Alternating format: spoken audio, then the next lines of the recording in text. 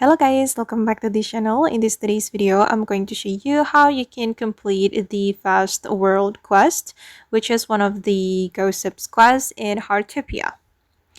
Okay, first, you're going to track Li Zhen NPC. You can track her on the map, okay, and you're going to find her. Once you find her, you're going to take the Gossip quest, and I've already taken the quest, guys. And from the quest, I need to reach an agreement with Li Zhen. Okay, so I'm going to select discuss like this, and then I'm going to click on agree. Okay. Oh, nothing happened, so let's try disagree. Okay, so you need to click disagree, guys, to claim the reward.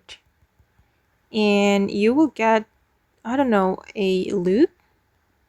Let's open up the item in backpack. Wait. Oh, it's not in my backpack, but in the accessories. This one, monocle. And okay guys, that's how you can complete the Gossip quest from Li Zhen. I hope this video will be useful for you.